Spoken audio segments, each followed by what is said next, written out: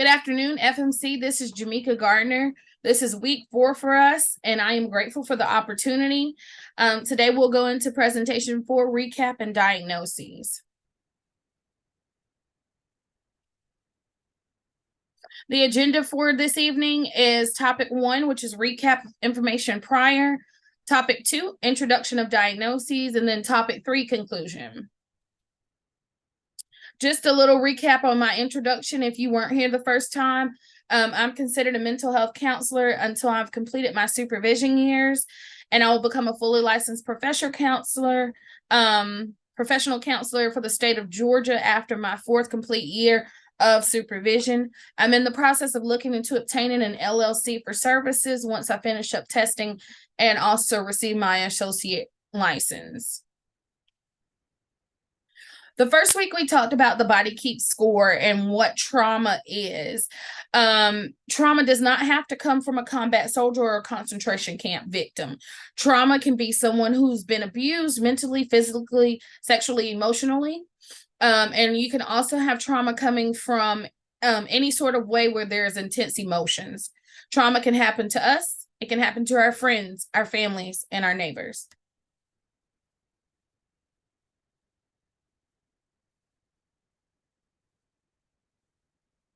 On the next slide is one of the hardest things for traumatized people is confronting their shame about the way they behaved during a traumatic episode. And a lot of times we think about in those moments, we're making impulse decisions, and sometimes the decisions aren't as great. Also haunted by the shame that we feel about ourselves or themselves, or did not do under the circumstances. So, I didn't do this, or I didn't save that person through CPR, or I knew everything about CPR and I forgot how to do it that night. Those things are shameful. It comes back as a shame when we are traumatized. They despise themselves for how terrified, dependent, excited, or enraged they felt. And this is a lot of times where the shame comes in about how something occurred and how we felt. Most of them suffering from agonizing shame about the action they took to survive and maintain a connection with the person who abused them. And these are the victims. So sometimes it's an agonizing shame because you had to survive. And in order to survive, you had to do things that you didn't want to do. This was particularly true if an abuser was someone close to a child, someone that the child depended on, as in often cases, the result can be confusion about whether one victim or willing participant, which turned or led to bewilderment about the difference between love and terror, pain and pleasure. And so those are some points that I took off of part 1, which was our presentation 1, about the body keeps score, and just remembering traumatized people. A lot of it comes from shame and the decisions we had to make in that moment. The next slide was why stay stuck. Many traumatized people give up. Rather than risk experimenting with new options, they stay stuck in fear that they know. This happens a lot of times that you see partners who are of domestic violence. Definitely the best example I can definitely give is we wonder why people keep going back. And instead of choosing something to experience that's new, you're also afraid of the new experience, but you already know what's going to happen with that traumatizing person, or you always know the end result. So I'd rather keep this than go find something new and risk the same thing. Scared animals return home, regardless of whether their home is safe or frightening, seeking shelter and familiarity. So just like with the domestic violence cases, a lot of times people go back to that person, and it's because it's familiar. That person is familiar. And so therefore they rather take that abuse from that person than learn someone new and maybe get the same treatment. After trauma, the world experienced differently through our nervous system. And so after trauma, our nervous system takes upon different emotions differently. Survivors' energy become focused on suppressing the inner chaos. And a lot of times, whoever the survivor is, we take time to focus and, like it said, suppress those emotions, that inner chaos that is trying to control us. But if we do not get control of these things, it leads to the reactions of physical symptoms in our bodies, such as fibromyalgia, chronic fatigue, and other autoimmune diseases. This is why it's essential for treating the body, the mind, and the brain, which is also the body, mind, and soul. When we tend to these things, these physical symptoms may not occur if we catch these in time. And a lot of times we don't. We try to suppress those emotions. We try to put them in the back of our mind, and things like this take place in our body. Trauma can cause us not to feel deeply, leaving it impossible for us to truly feel alive. A lot of times, traumatized people and children who have been through a traumatic situation usually stay in that mindset or where that last occurred. So where the last traumatic event occurred, that's where the child stays. And a lot of times we see in trauma victims or anybody who's been abused in their entire life, you see them acting a little bit younger or less immature or more immature than they would be at that age. And immaturity comes from the trauma that we faced that we left at that age. And a lot of times you don't feel fully alive. If you remember in the book, Tom and the Body Keeps Score, he didn't feel alive when he went home because of the shamefulness he did within war. And coming back home to his family and realizing that all these things had happened, and how could he truly love his wife? How could he truly love his children when all these things were happening? The first step is to recover. In recovering is sensing, naming and identifying what is going on in the body. So when we do recovery and we try to get you back to where we were in different therapeutic assessments or different therapeutic activities, we try to get you back to where we can sense what is going on, we can name it, we can identify it, and then we can help you from there. But definitely sensing, naming, and identifying. The Body Keeps Score. And this was our part 2. Our part 2 was the second video that I did. And we talked about anger as a second emotion. And we talked about Erickson's stages of development. We talked about a secure attachment and what that looks like in our childhood and also adulthood. We talked about anxious ambivalent attachment. We talked about avoidant attachment, and we talked about disorganized attachment. The secure attachment style signifies a warm and loving bond between the parent and the child. The child feels loved and cared for and develops the ability to form healthy relationships with those around them. Anxious ambivalent children tend to distrust caregivers, and this insecurity often means that their environment is explored with trepidation and rather than excitement. Trepidation instead of excitement. And so a lot of times when you see these people in adulthood, like it says, insecure caregivers, they may be insecure as adults. More of, am I doing this okay? Am I doing this right? Did I do this well? I don't know if I gave this person my all. That's anxious ambivalent. Children who have developed under the avoidance style, they learn to accept their emotions. They learn to accept that their emotional needs are likely to remain unmet, continue to grow up feeling unloved and insignificant. And if you run into an adult like this who's not taking the time, you will see them blame you for everything. Feelings of being unloved and insignificant in a person's life. Disorganized attachment is a combination of avoidant and anxious attachment, and the children that fit into this group often display intense anger and rage. Definitely, if you see these kids at certain points in times, this is something that they do. Definitely a lot of rage and anger over time. They may break toys and behave in other volatile ways. And they also have different relationships with their caregivers. And it's a difficult relationship. So it's definitely different, but also difficult in the relationships with the disorganized attachment. Then we talked about the treatment exposure, which is EMDR. It's the eye movement desensitization processing.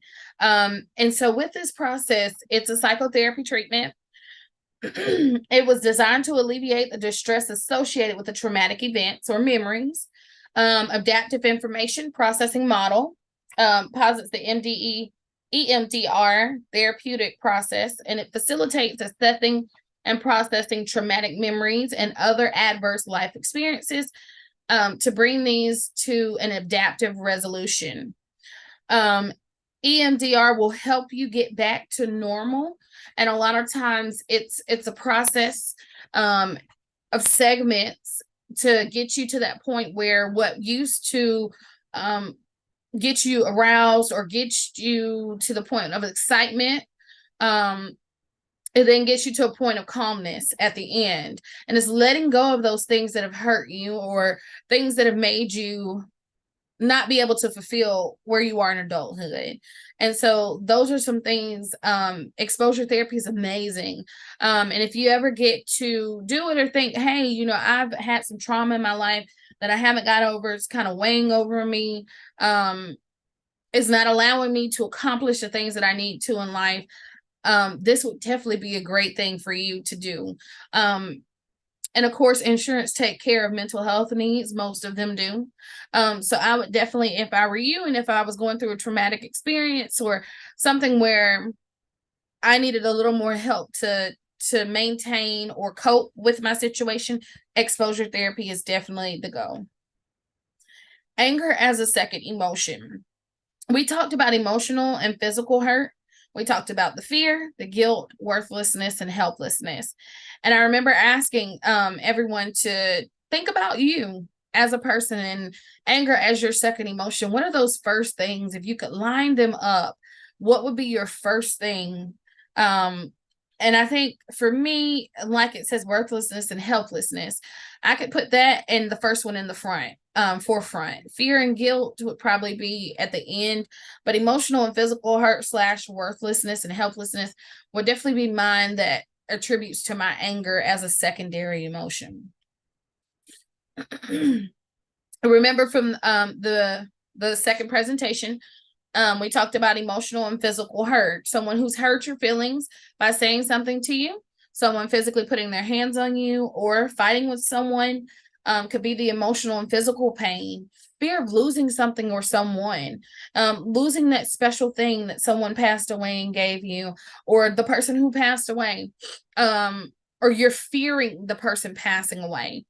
Leaving an abusive relationship. Some people, like we said earlier, when you are familiar with something, you tend to stay with it and not go around something that's not known. Guilt, which we made that one funny, whereas I left the house at 7:30, I had to be to work at 8. Everyone is going slow, and then the police pull you over. And once they pull you over, you're thinking to yourself, now I'm going to be late even more. But if we would have took the time to left ahead of time, we wouldn't be guilty of this. Worthlessness and helplessness. I'm not good enough. Seeing a parent getting beat by someone as a child, like you're a child and you're seeing your parent getting beat, or you're watching someone dying and suffering, you sometimes feel like I'm helpless in this situation. There's nothing I can do.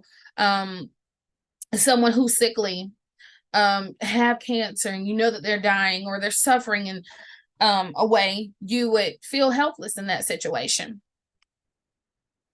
Then we got into Erikson's stages of development, and we started off with stage 1, and we talked about different things that happen with your infancy to birth to 18 months. And then we talked about the stage 2, which is from 18 months to 3 years old.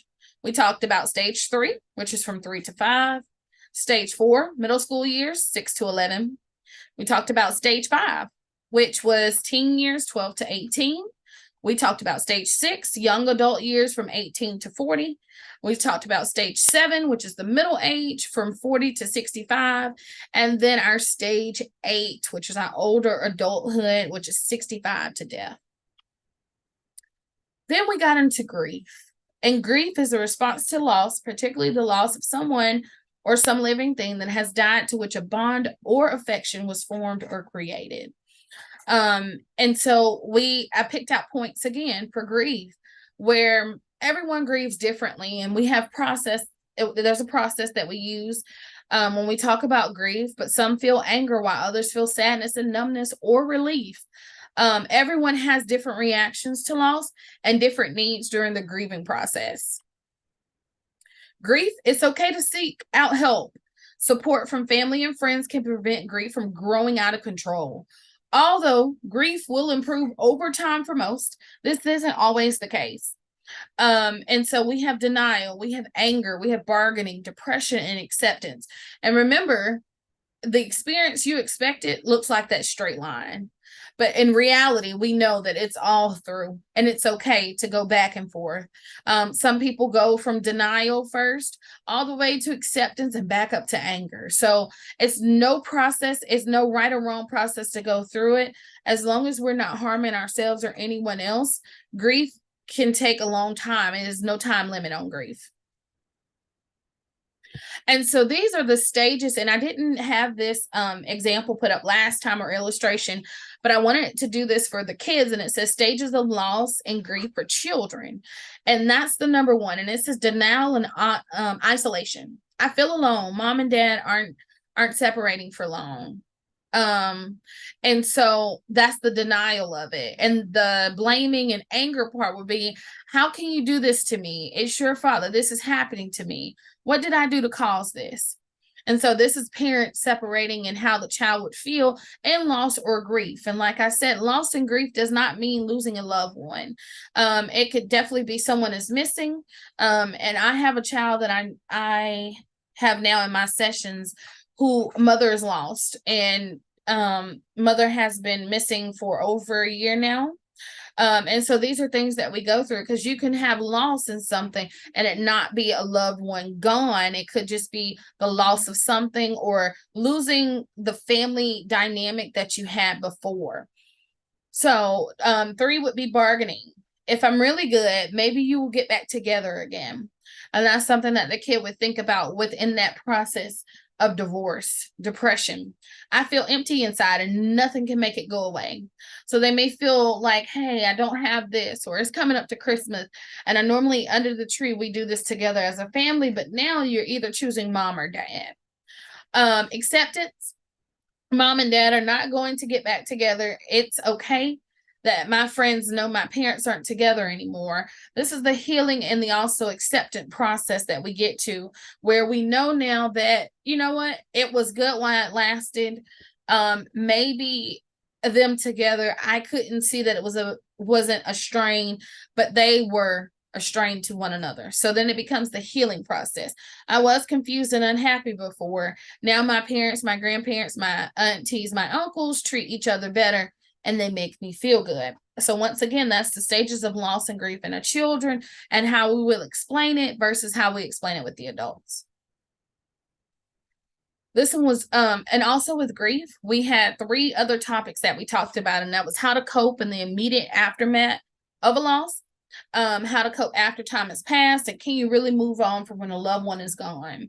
Once again, let go of preconceived stages of grief. It's not going to go in order. Sometimes it goes all range of emotions, but accept those emotions. Show yourself some passion, compassion, and also some patience. Definitely deal with yourself as if you would deal with another person that you love. A lot of times we're very hard on ourselves, self-critical, and I still have that to this day where I'm self-critical of self. But definitely allow yourself a range of emotions and take time to process every feeling, not just one and skip here and don't deal with this one because it's too hard. Definitely deal with all emotions.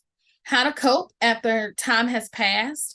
Embrace the memories. Don't bury your feelings. So when someone passes away, try to talk about them. Try get you every week thing or every month where you sit down and you talk with your family. Don't try to hide from it. A lot of times we try to take care of the feelings of someone else, especially when we don't see an older person or older adult within that family. Like if you lost mom or you lost dad, and you try to cope or try to be that parent for your parent, it's okay not to be okay. So don't bury your feelings, embrace your memories, and remember that negative memories are normal.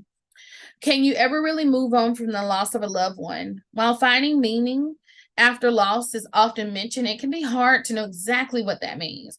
Choosing to define meaning as the ability to make sense of the event itself and find a benefit in the experience.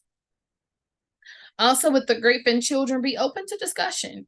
A lot of times we don't want to discuss, it's too hard for us, but sometimes kids need an extra understanding of what's taking place. Teach children about death. Avoid using euphemisms for death. So not like he's gone or he's passed, such and such died today. or when this person died, how did you feel? Give accurate information about how the person died. Make it clear that kids are not at fault, because a lot of times kids will feel like, well, because I did this, I hurt them, or that's why they passed away, or that's why they died. And no, make it clear to them that it's not their fault, and reassure children that they are safe. Last but not least, we have bipolar and related disorders. These are some disorders I see on a daily basis. Trust me, this is not all of them. I have the new DSM-5 book, which has additional diagnoses in it. And so these are just a few of them that I pasted on this PowerPoint here today. Excuse me. On this PowerPoint here today to talk about. So this first category is your bipolar and related disorders. Bipolar 1, this is a manic depressive. And so when you think of manic, think of maniac, but this is not what we use it for. It does classify as being depressive, like really depressive about, you're depressed about every little thing possible. Now, bipolar 2, which a lot of people say I have bipolar, but when I ask sometimes, is it 1 or 2? They go, well, I just thought it was bipolar. And actually it's more than just 1. It's 2. Impairment to the work or social functioning. Now, bipolar 2, it gets you to a point where more people are on disability with this one. And it's the social functioning where you can't really function at work or social functions. The psychoclimactic, and I think I said that wrong, disorder is hypomania and major depression. This is where you see some people, they go from really high to really low. And you'll see this back and forth. It's kind of like a juggle between the two. So it's literally a juggle between bipolar 1 and bipolar 2. Bipolar and related disorders due to another medical condition. And this one here is when we see symptoms of bipolar, but they do not check off every mark. So we have things that classify if this is who you are or what you are. And if it does not match it to the T, then we would specify it as a bipolar and related disorder. And it may not be a medical condition, but it would be bipolar, and we don't know. It'll be another selection. So it'll be a selection for something that takes place that's kind of got your bipolar symptoms, but we can't classify it just yet as bipolar. Depressive disorders. So we have disruptive mood disorder, which is DMDD, if you've heard doctors say that. And we can diagnose children over 12, and it's unipolar depression, kind of like one depressive thing that they think about. So it's uni as in one. Major depressive disorder is a 2-week duration, clear change in affect, and cognition. And a lot of times this is the person who's always depressed. It's past that 2-week period. You see them in the dark a lot. You see them doing things a lot when it comes to just being depressed. You see them maybe staying to themselves or not wanting to go out or not wanting to eat their favorite meal. Persistent depressive disorder is a mood disturbance and continues beyond 2 years in adults and 1 year in children. And this is, like it said, a mood disturbance where you're here one day and you're here the next. Kind of sound like bipolar 1 and 2, but it's definitely not neither one of those. Premenstrual disorder. Dysphoric disorder is a few days after the menses and ovulation, and is marked with impact of functioning. And so some people may say, well, whoa, I've never knew that was a disorder, but it is. And it actually happens when your cycle or your menses is on and ovulation is occurring. Substance/medication depressive disorder is just like exactly what it says. And that's actually medication. Anxiety disorder. So then we get into the anxiety categories, which is separation anxiety disorder. It's physical distress of leaving a child or a child leaving you. and I see this a lot, especially in the younger kids, but I know a lot of parents who, and I've had someone before ask me about, hey, you know, my anxiety increased after having a child before. And I've had a friend say that. And separation anxiety definitely takes place in adults and in children. Selective mutism is a consistent failure to speak in social situations in which there are expectations to speak. So it's like when you're given that moment to speak, it goes blank. It's like a perfect failure to speak. You can't talk, you can't move, and it's like, I don't know what I'm doing. It goes from there. Specific phobia, so the avoidance of an object or situation. And that avoidance of anything. So if you know that, hey, the woods have spiders and snakes, you're not going to go. It's just one thing you're not going to do. No matter what. It's like, I'm not going. Social anxiety disorder. So social interactions, and you're afraid that you're going to be scrutinized by someone. You're afraid that someone's going to talk about you if you miss a word, or if you miss a sentence, or you can't say something. Or you may say something that maybe nobody agrees on or laugh at it. And so that's social anxiety. Panic disorder, abrupt surges of intense fear or discomfort. So panic disorders happen as well when we take the time. If something is making us, if we're scared and all of a sudden we start panicking and it's like, oh, I'm losing my breath. Oh, it feels like chest pain, so it feels like a heart attack. Any of those things come along with the panic disorder. Agoraphobia, thoughts of escape may be difficult and requires another person around you. So this is like the elevator person who can't stand elevators or small spaces. It's hard and difficult to get out of, and you're wondering how you're going to get out this elevator. I definitely have this when it comes to MRIs. Being in a enclosed environment and I feel like I cannot move, this is definitely agoraphobia. Generalized anxiety disorders, persistent excessive anxiety and worry. And this would be about anything. So when we give generalized anxiety disorders, we call it GAD. And so for GAD, when it's persistent and excessive anxiety or worry, you're like steadily worrying every single day about a situation. Obsessive compulsive and related disorders. Obsession compulsive disorders, the presence of obsessions. Body dysmorphic. Is perceived for defects or flaws in physical appearance, comparing self to others. And this is definitely something we see in our middle school kids, even though they're growing and their bodies are transforming.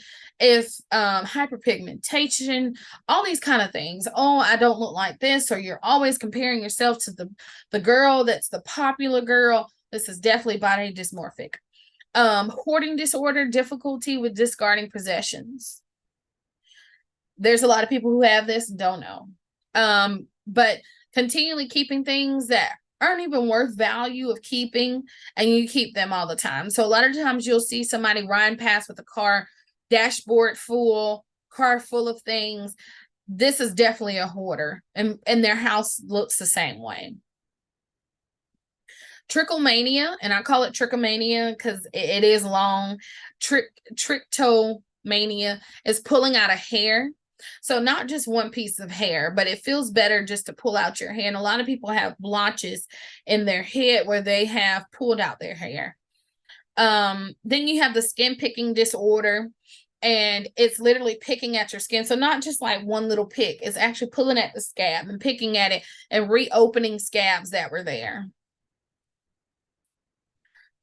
Trauma and stressors related to disorders. So this is the reactive attachment disorder, emotionally withdrawn behavior towards adults and caregivers. Disinhibited social engagement disorder is a pattern of behaviors in the child where frequent change in adult caregivers and social neglect. So these are the kids who have been placed in foster care, didn't really get the time to hold fast to an adult where they could form those attachments. This is where you get this at. Post-traumatic stress disorder. So post-traumatic stress disorder is the exposure to actual or threatened death, serious injury, sexual violence, and traumatic experiences, which a lot of people have post-traumatic stress disorder, and it's not just the military. Acute stress disorder is exposure to actual or threatened death. Certain symptoms will occur behind that. And it's just like post-traumatic stress disorder, but it's other symptoms that occur. It's about 9 other separate symptoms that may occur outside of post-traumatic stress disorder. Adjustment disorder is identifiable. Can't even say that word. Stressors within the last 3 months or the onset of stressors. And a lot of times we give kids this when we can't find any other, sometimes when it comes to any other disorder that really classifies what's going on. Like if a child moves in from another school, of course they're going to adjust. They need to adjust. Parents need to adjust. We get these things where we need to adjust in ways. Prolonged grief disorder. Prolonged grief disorder is death that occurred at least 12 months ago and had developed symptoms that are intense, noticeable avoidance towards deceased and become angry. And so my little girl that I was telling you about that I have, she has prolonged grief disorder where she's upset. She doesn't want to talk about mom. She doesn't want you to talk about mom. And it's more of, I'm angry because anything you say is not going to help me. It's only going to make it worse. And so this is something we have to work on. Dissociative disorders. You have DID, which is the dissociative identity disorder, aftermaths of traumatic events at hand. There are some movies that have DID in them. Even if you look them up on Google, amazing movies that you can find these and see what it looks like. And there's a lot of movies that you would find. That's one thing that we did. And when I was in graduate school, we were able to go find movies and place them with a certain disorder. And there's a lot of movies with disorders in them, but I would encourage you to go watch DID. Dissociative amnesia is the inability to recall anything. So any autobiography, graphical information, so anything about you, anything about your parents, or you may not even know your name in that present moment. You may not know that you are a female. You wake up and it's, I don't know where I am, what is going on. Inconsistent with normal forgetting. So this is beyond the forgetfulness of someone, such as an elderly person saying, hey, you know what is today? No, it's beyond that. The depersonalization or derealization disorder, clinically significant, persistent, or reoccurring depersonalization. And so if you remember in stage 2, well, our presentation 2, we talked about the depersonalization and what happens to people when we go into a space in our mind where we don't see what's going on the outside. So it's like a frozen position of back into that safe space in your mind. Once again, I want to thank each of you. I want to thank First Mount Carmel first, but also with Reverend Perry and all the virtual listeners who's been here for these 4 weeks. I appreciate your time and your effort. I appreciate you coming out at 7 o'clock on Wednesday nights to hear just a little bit about what I do in mental health in general. Of course, I put Augusta University as well, because without them, I wouldn't have been in this place, and definitely family and friends who have helped me along the way. I also want to thank, like I said, everyone who was virtually listening, those who listen on the phone, those who listen on the phone as well. But I just want to tell y'all thank you again. Hopefully I'll have another timing where if there's something that needs to be shared, I could definitely ask Reverend Perry about it and maybe do another session on something else later on in the year. But I definitely appreciate your timing. And definitely giving me this opportunity. Thank you all.